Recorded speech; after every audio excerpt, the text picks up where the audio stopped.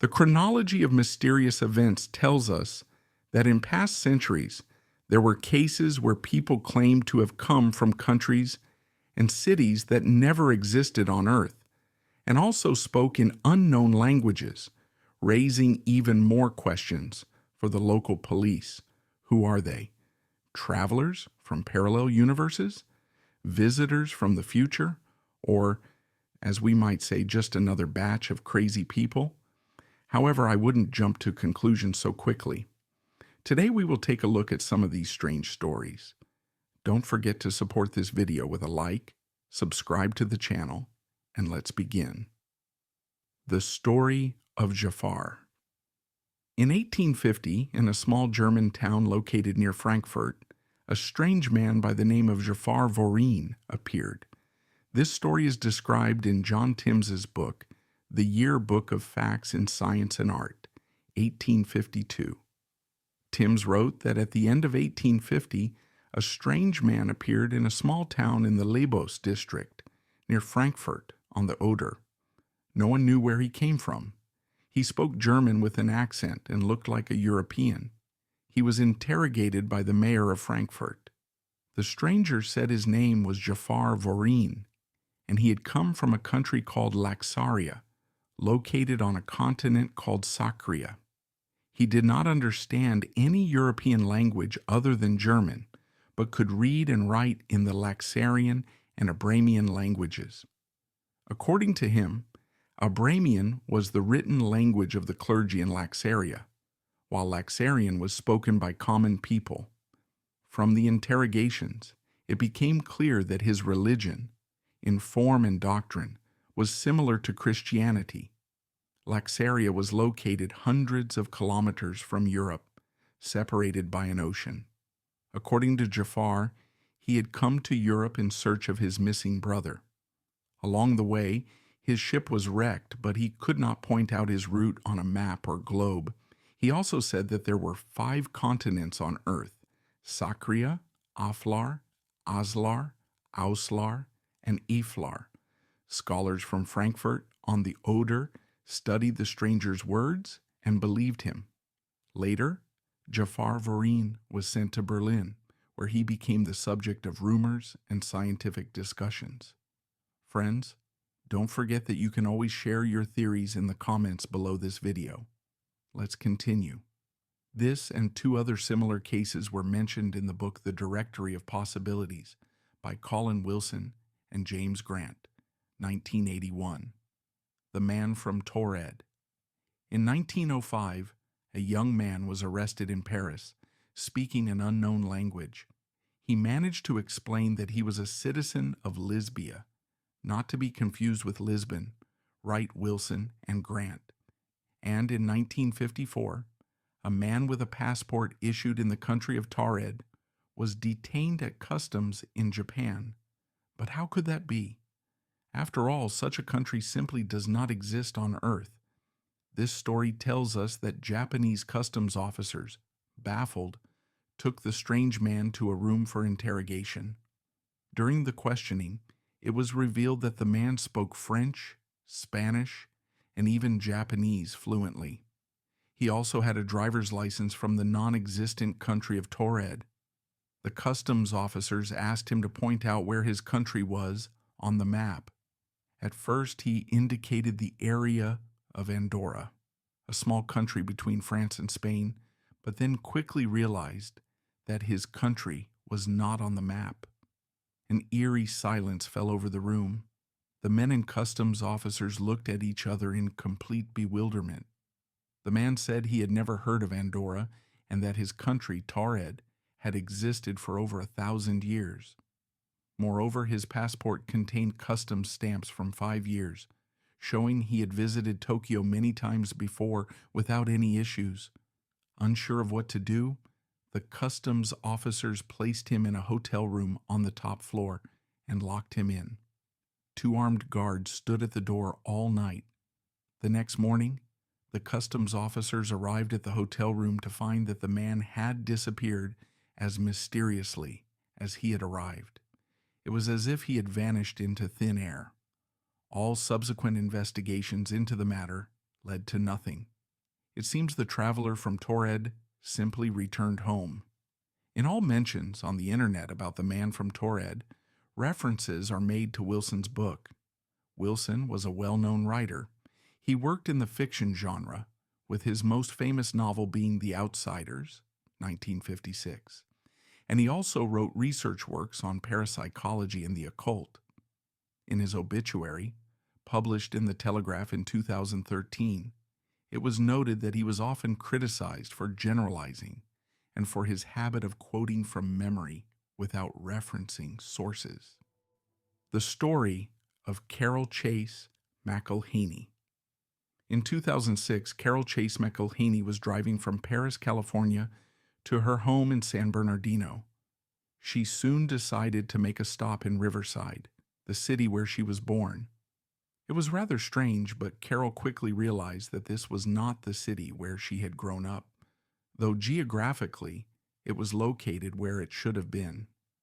Carol claims that she could not find her childhood home where her parents still lived, nor the homes of her other relatives.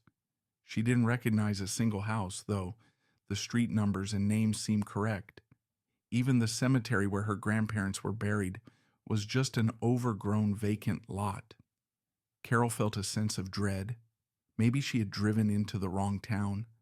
That's what she might have thought, had she not found the high school and college she was familiar with.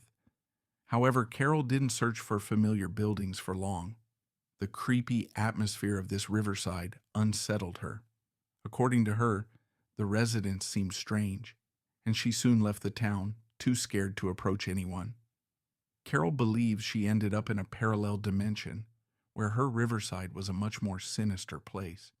Of course, there is no way to verify this woman's story, and a few years later, when she returned to Riverside for her father's funeral, she found the completely ordinary town where she had grown up. She never visited the alternate Riverside again, and judging by her words, doesn't really want to. The Strange Morning of Lina Garcia.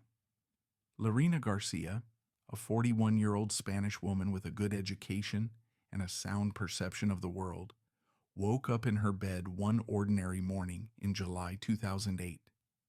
As she went about her usual day, she began to notice small details that seemed very strange to her. For example, her pajamas were very different from the ones she had worn to bed the night before. Deciding that she must have confused something, Lina brushed it off and went to work, where she had worked for the past 20 years. However, to her surprise, when she arrived at her department, she realized it wasn't her department, even though it was located in the same place on the same floor. Thinking something was definitely wrong, Lina returned home. To her shock, she found her ex-boyfriend there, the one she had broken up with 6 months ago. He acted as though they were still together, and her new lover, with whom she had been living for 4 months, was nowhere to be found. Despite hiring a private detective, she was unable to find any trace of him or his family. Although what happened to Garcia might seem like some kind of neurological disorder, she believes she woke up in a parallel universe. Unfortunately for poor Garcia, she was never able to return to her original universe and remains stuck in a dimension where she is living with her ex-boyfriend, from whom she cannot escape. Ramirez Highway. Around 11 p.m. on November 9th, 1986, Pedro Olive Ramirez was reportedly driving from Seville, Spain, to the town of Alcalá de Guadaira. He had traveled this road many times before and was shocked when the road suddenly turned, and he found himself on an unfamiliar 6-lane highway. Strange objects surrounded him, and everything in general seemed strange. He felt warmth, and in the distance he could hear voices. Every 8 minutes, old cars with white or beige narrow rectangular license plates that he didn't recognize passed by him. About an hour later, Ramirez found a turn to the left. The road sign indicated that this road would lead to Alcalá, Malaga, and Seville. Ramirez headed toward Seville, but was very surprised to find that he had almost reached Alcalá de Guadaira. Driven by curiosity, he turned back but could never again find that intersection, the road sign, or the mysterious 6-lane highway. What it was remains a mystery, both to us and to Ramirez himself. Gadianton Canyon. In May 1972, 4 girls were returning to Southern Utah University after a Saturday rodeo in Pioche. Around 10 p.m., they crossed the state line between Utah and Nevada in the desert, where they came upon a fork in the road. They turned left and entered Gadianton Canyon. Suddenly, the dark asphalt turned into white cement. Thinking they had simply made a wrong turn, the girls decided to head back. But to their surprise, they saw fields of grain and yellow pine trees instead of the desert.